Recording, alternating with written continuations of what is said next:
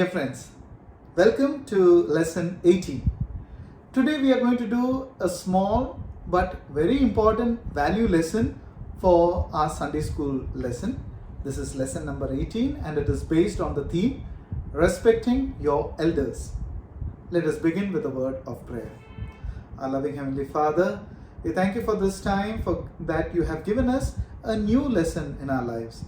As we discuss the various aspects of this, you help us to learn your word, grow in your word, and grow more closer to you. In Jesus' name we pray. Amen. We all have been blessed by the presence of elderly people in our lives. They could be there in our homes, in our church, in the society or the neighborhood that we live in.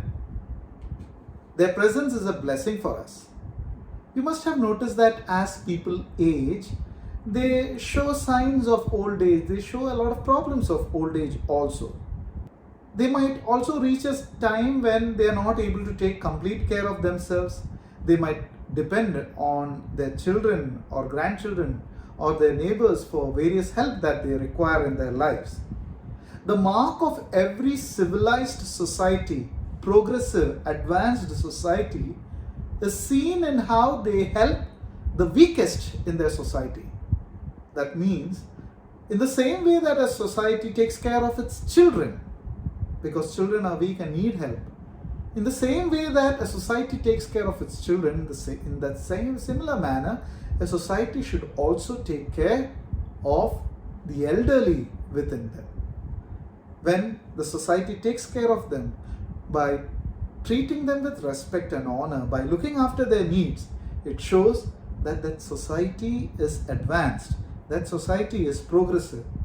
The presence of the elderly is a blessing for us.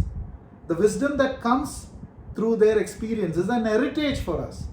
The elderly are a source of great experiences and great blessings.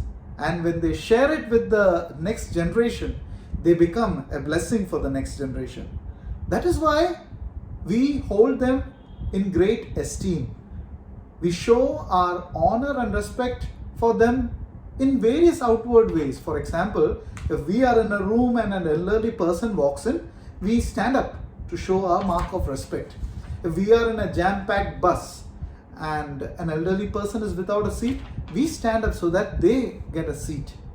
In a meeting, we give them places of honor and we seek their blessings on important occasions like taking important decisions or even during weddings. All these are small but very important ways in which we show our respect and honor for the elderly parents and grandparents whom we have within our home and within our society. The care that we give for them, the way that we take care of our elderly is surely counted by God as worthy of being blessed. Now let us look at certain Bible portions and see how the Bible teaches us to take care of the elderly. Let's see Genesis chapter 48 verse 1 to 20. This is a portion that shows how the elderly become a blessing for the next generation. We see an elderly person, Jacob. Jacob is in the final stage of his life. He is going to die very soon. And even on his deathbed, as he has reached the last stage of his life, we see his son Joseph is coming to meet him. And Joseph comes with his two children, Manasseh and Ephraim. And as Manasseh and Ephraim are brought in the presence of their grandfather Jacob, Jacob musters all his strength and tries to rise up from bed. And then Jacob gives his blessing. Before giving his blessing, Jacob shares his experience with Joseph and his sons. Jacob mentions all the times when he had experienced God's grace. Through all the ups and downs of Jacob's life, Jacob remembers that God had always been there with him. So Jacob mentions how God had reappeared to him when he had returned to Canaan, and God reappeared to him in Luz, saying that he will be blessed in this land. And then when Jacob went through the painful moments of Rachel's death and burial, God was there with him. When Joseph was sold to Egypt, God was there with Jacob. And Jacob realized and spoke about how this was entirely God's plan, so that even though Joseph had to go away to Egypt, God had brought the entire family together. And Joseph became the cause of Jacob's family being safe during a time of famine. And Jacob says, see, even though your two children were born in Egypt, because God was there to work and protect us, we could all be together. And your sons, even though they were born in Egypt, I treat them as my own children. And that is how we see, through all the ups and downs, Jacob saw the presence of God in everything and the way that God had blessed him. And when Jacob shares this experience, he is actually sharing a great testimony to the next generation, so that the next generation always will be faithful to God.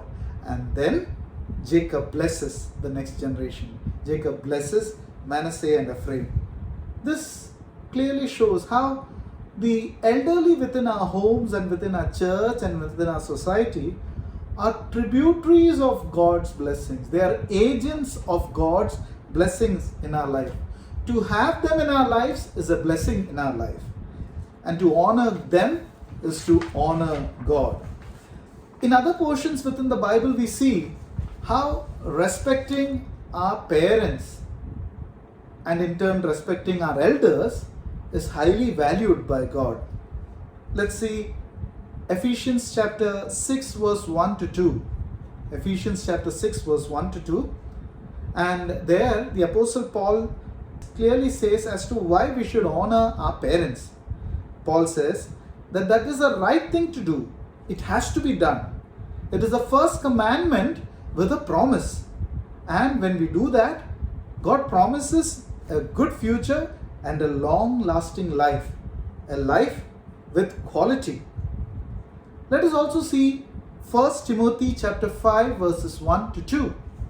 1 Timothy 5 verse 1 to 2 is a verse where Paul speaks to a young pastor called Timothy and says that when you have people of different age groups within your congregation, within your church, remember, if you have to correct an elderly person, do not rebuke an old person harshly. If you have to correct him with respect. Just as how you speak to your own father, treat him with respect in that manner. Treat younger men as brothers, older women as mothers, and younger women as sisters. That means treat all of them in absolute purity. Treat the elderly with great respect, even if you have to correct them. Then when we look at the Old Testament, there also God speaks about respecting our parents and in turn respecting our elders. Deuteronomy chapter 5 verse 16, Exodus chapter 20 verse 12. In both these verses, God speaks about respecting our parents within the 10 commandments. And then he says that we have to respect them, honor them, just as God has commanded us, so that we may live long in the land that God is giving us, and it will go well with us.